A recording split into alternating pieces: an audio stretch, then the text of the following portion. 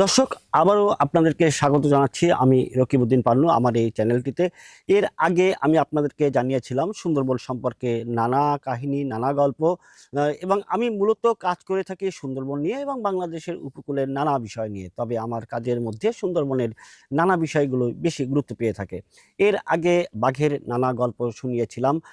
সুন্দরবনের একজন বনজীবী, প্রায় 40 বছর ধরে সুন্দরবনকে কেন্দ্র করেই তার জীবিকা চলে, রফিক ভাই।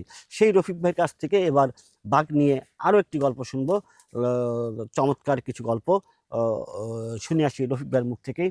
আচ্ছা রফিক ভাই, আপনি বলছিলেন যে একটি বাঘ খুব অসুস্থ ছিল এই চরে, এই নারকেল বাড়িয়ার চরে। নারকেল বাড়ি, আচ্ছা।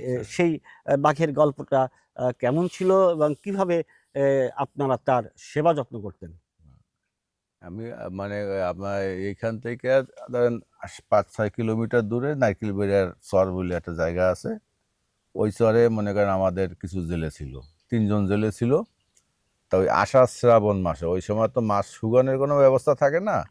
আর আমাদের কোম্পানি শুধু চাকা এবং চালি এই দুটো চিংড়িই নিত।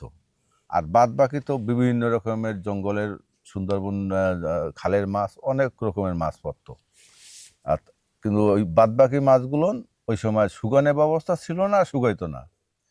তা এখন আমরা ওইখানে মনে করেন যাওয়া আসা করতে করতে মানে একটা একটা বাঘ বাইরে এলো, মানে সে প্রচুর বয়স, মানে সে এত বয়স, সোজা হয়ে আসে 2 পাও জায়গা 3 পাও জায়গা হাইটে আবার রেস্ট নিত। এবং বুড়া, মানে এত বয়স হয়েছে তার মুখে কোনো দাঁতও ছিল না। তা এখন ও আইসা আইসা ওই নদী সাইডে মানে খাল পরে বসে থাকতো। প্রথম আমরা তো মানে ভয় পাইতাম, একটা বাঘ বসে রয়েছে বা বাইরে। কিন্তু ও আমাদের মানে ধারণা বলতে চাচ্ছে যে আমি মানে খুব অসুস্থ এবং অনাহার, মানে কিছু খাবার দাও, এই ধারণা আর কি আমরা ধারণা করতেছি মানে বেশ কিছুদিন দেখার পরে। এরপরে আমরা কি করলাম, ওই মাছগুলি আমরা যে চিংড়ি মাছ রাইখে বাকি মাছ যে ফেলাই দিই, ওই মাছগুলো আর ফেলাইতাম না। মাছগুলো আমরা একদিন করে একটা ঝুড়ি ভরে নিয়ে ওই খালের পাশে রাইখে আমরা আবার নৌকে চলে আসতাম, মাঝখানে জালে চলে আসতাম। তখন দেখি যেন ও আইসা সুন্দরভাবে মানে বসে বসে বসে বসে খাচ্ছে আর আমাকে দিকে তাকাইয়া মাঝে মাঝে তাকাচ্ছে। হ্যাঁ, তখন আমরা আর কি ওই জিনিসটা ধারণা করলাম যে তাহলে ও এতদিন মানে ক্ষুধায় এইগুলো এত কিছু করছে, অরিজিনালে খারাপ কোনো মানে মন্তব্য না।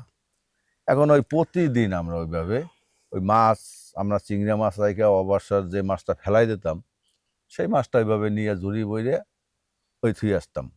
আর ও মনে করেন ওই খাবারটু খাইয়ে ওই জঙ্গলের পাশেই একদম মানে জলা জায়গায় ওইখানে যাইয়া মানে শুয়ে থাকতো আর ওই সবসময় আমাকে তাকাই থাকতো। আর আমরা ওইভাবে মনে করেন মাছ নিয়ে নিয়ে দিতাম। আর ও আইসা এরকম মানে এমন হইলো মানে মানে পোষা মানে শিকাল, মানে শিয়াল বিড়ালের মতন, মানে গ্রাম গায়ের এরকম মানে ই করলাম। লাস্টে ও, তারপরও তো বাঘ, ভয় তো অবশ্যই লাগে। কিন্তু ওই আমরা ভয় পাবো বিদে ও খাওয়া দাওয়া কইরা দেখা যাচ্ছে 15-20 হাত দূরে যাইয়া জঙ্গলে পারে ও শুয়ে থাকতো।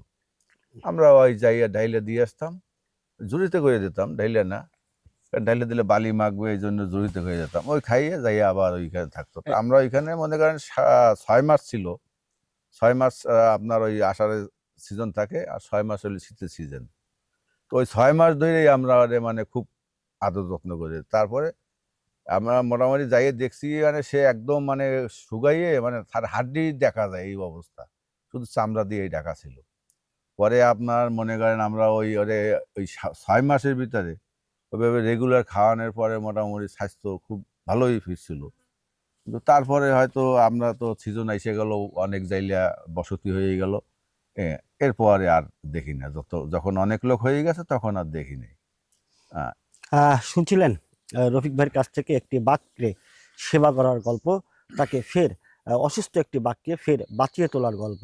এ ধরনের আরও অনেক গল্প শোনাবো সুন্দরবন নিয়ে। আপনারা গল্প শুনতে চাইলে, সেই সব গল্প দেখতে চাইলে অবশ্যই আমাদের সঙ্গে থাকবেন, চ্যানেলটিকে সাবস্ক্রাইব করবেন, ভালো লাগলে লাইক কমেন্ট করবেন এবং অবশ্যই শেয়ার করতে ভুলবেন না। ফের ধন্যবাদ।